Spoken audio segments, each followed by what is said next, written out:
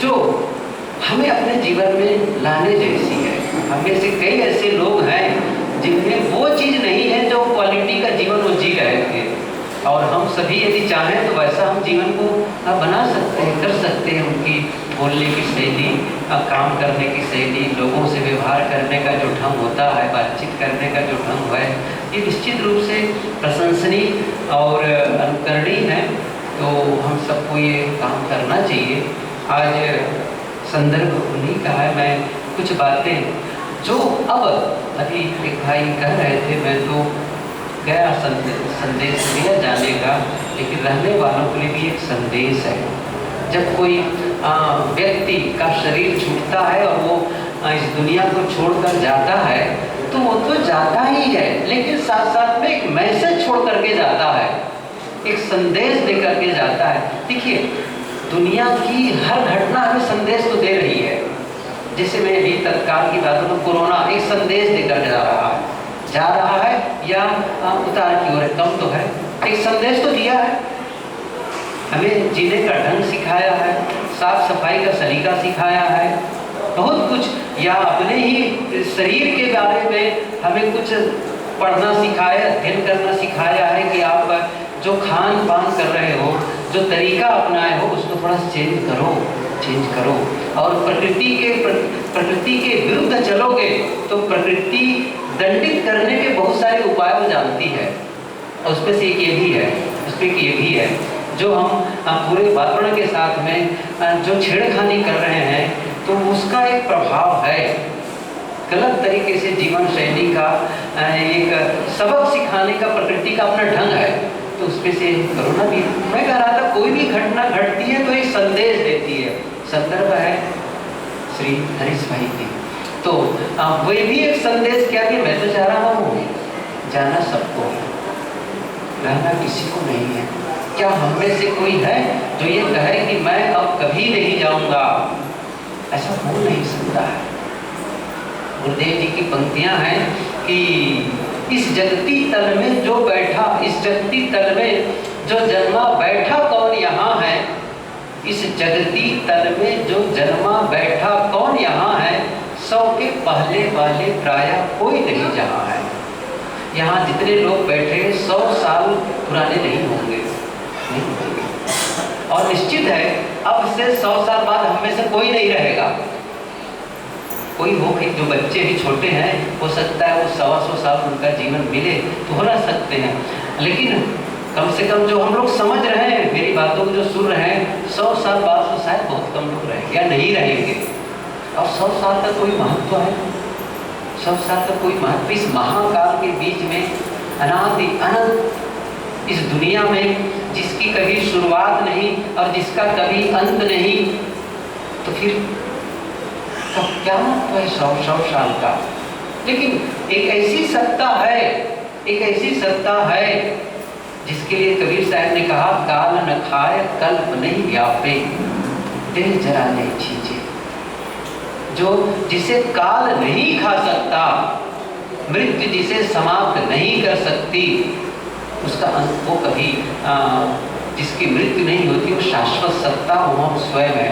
तो ऐसी यदि स्थिति पर देखा जाए तो शरीर तो उनका नहीं रह गया, लेकिन आत्मा तो है, और शरीर तो शरीर नहीं रहा। इसका मतलब हुआ जिन तत्वों से शरीर निर्मित था वो अपने अपने तत्व में विलीन हो गए। कबीर साहब की पंक्ति यदि कहूँ, कौन मुआ कहो पंडित जना, सो समझाए कहो वही सना। कौन मरा? जड़ मरा कि चेतन मरा? आप क्या कहेंगे?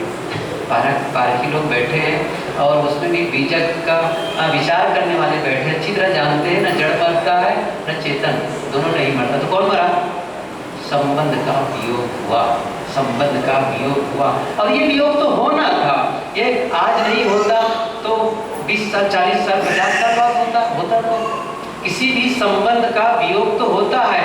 पति पत्नी का संबंध बहुत प्यारा संबंध, लेकिन दोनों छूटते हैं। पिता पुत्र का संबंध छूटते हैं, गुरु शिष्य का संबंध छूटते हैं। बस थोड़ा से समय का अंतर होता है। अब शरीर नहीं रह गया, सोच रहे हो सकता है 20-25 साल और रहते, 50-60 साल और रहते, लेकिन सब कुछ हमारे अनुसार तो नहीं होता ना इस दुनिया में। हम जैसा सोचे वैसा ही हो तो फिर दुनिया का नियम ही क्या रहा? क्योंकि हमारे सोचने का ढंग हर बार सटीक नहीं होते। हमारा जो सोचना है ना हर बार सटीक नहीं होता। इसका मतलब नहीं कि हर बार गलत भी होता है, सही भी होता है, लेकिन हर बार सही नहीं होता है। हम अपने अनुसार सोचते हैं और ज़्यादातर जिससे हमको लाभ मिले, जिससे हमको फायदा मिले, इसके बारे में सोचते हैं। लेकिन प्रकृति अपने तरीके से कार्य करती है। हर जीव अपने कर्म संस्कार लेकर के आता है, हम में से सभी। ये तो संबंध बाद में बन जाते हैं। पत्नी कह रहे हैं, अच्छा शादी नहीं हुई उसके पहले कौन, इससे कोई मतलब नहीं। अच्छा जब बच्चा जन्म नहीं लिया था तब कौन, को काको पुत्र कौन काको बाप, को मरे को सहे संता। कौन है, कौन किसका संबंध है? गुरुदेव जी की ही पंक्ति है कि कैसी आई है, उसमें भूल रहा है, पूरा पद है याद है लेकिन इस समय शुरुआत ही भूल गया है उसमें का। तो मैं कह रहा था कि ये जो संबंध है ये थोड़े समय के लिए है।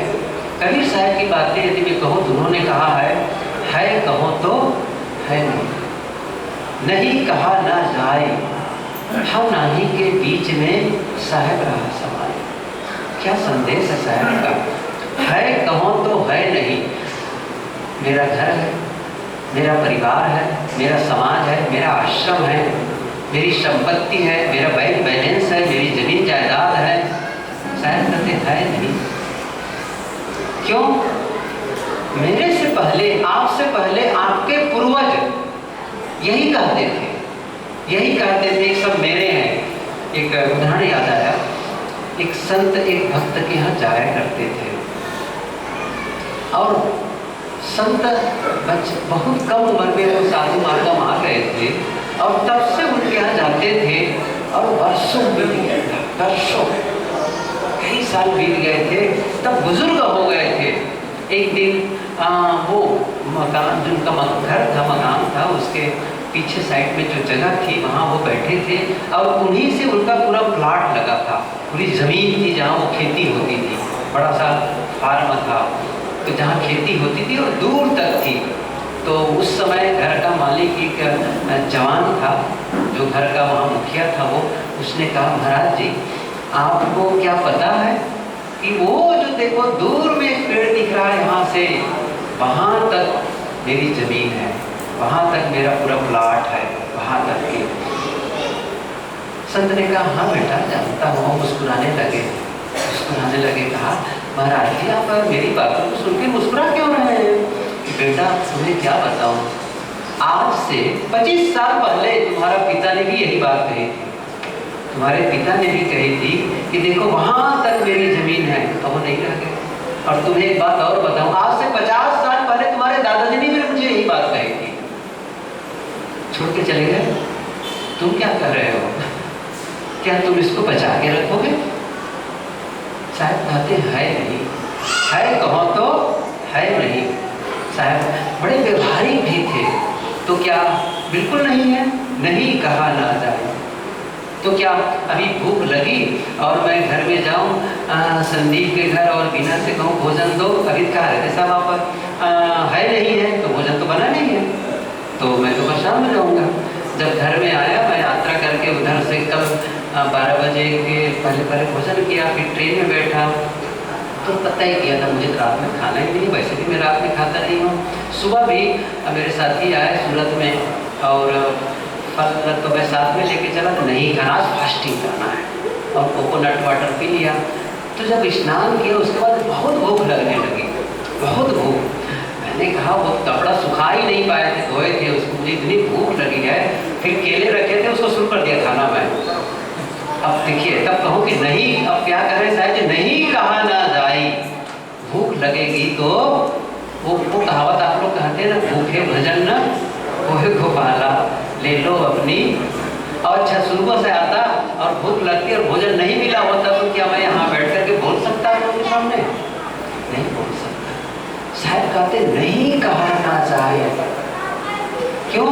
हर आदमी अपने ही घर की व्यवस्था करेगा, अपने ही परिवार का देखभाल करेगा।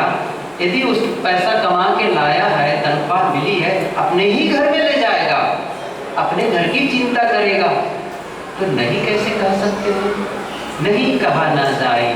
तो सदगुरु क्या कहते हैं? हाँ नाही के बीच में। ये बहुत महत्वपूर्ण पंक्ति है। हाँ नाही के बीच में साहेब रहा समाई। साहेब का मतलब ज्ञानी, साहेब का मतलब पूर्णत्व प्राप्त संत, जो उस दशा में पहुंच गए हैं। तो क्या कहना है साहेब जी? हाँ नाही के बीच में, अर्थात वो है को भी समझता है और नहीं को भी समझता है। क्या समझता है? है राई के दाने के बराबर और नहीं है हिमालय के बराबर। दोनों भेद को समझे। है कितना है? बहुत थोड़ा। ये गीता ही बात आई है कि शरीर के पहले, अभी मेरा शरीर 60 रनिंग है, तो इसके पहले 60 साल पहले क्या है शरीर था? अच्छा कितने दिन से नहीं था? अच्छा आप लोग अपना सोचे, अपना सोचे। जब आपका जन्म हुआ है, बर्थडे, उसके पहले शरीर तो नहीं था, उसके पहले नहीं था। अच्छा कितने साल पहले नहीं था? सदा से नहीं था, कभी नहीं था। अच्छा जब शरीर छूटेगा तो कितने साल के लिए गायब हो जाएगा? सदा के लिए गायब हो जाएगा। तो नहीं पूरा है, एक बिंदु के बराबर है, एक बिंदु के बराबर, और नहीं है वो सिंधु के बराबर, समुद्र के बराबर है। सोचो कितनी बड़ी बात है। तो साहब कहते हैं केवल है पर ही क्यों फोकस करते हो? है को नजरअंदाज न करो, लेकिन केवल है पर ही फोकस न करो, नहीं का भी ध्यान रखो। और जिस दिन नहीं का भी ध्यान रखोगे तो जब है का वियोग होगा तो दुखी नहीं होगे। क्यों? पहले से पता था ना ये नहीं में जाने वाला है। जैसे अभी दिन था, अब शाम हो गई है, अब थोड़ी देर में रात हो जाएगी। तो हम में से कितने लोग बैठ करके रोएंगे दिन चला गया, दिन चला गया? कोई रोएगा नहीं, कोई नहीं रोएगा। सही है। अच्छा अभी बारिश है, बरसात का मौसम है, बस 1 या 100 महीने के बाद बरसात खत्म होने वाली है। फिर क्या आएगा? शियाड़े का मौसम, अर्थात ठंडी का मौसम आएगा। अच्छा कितने लोग बैठ के रोने वाले हैं कि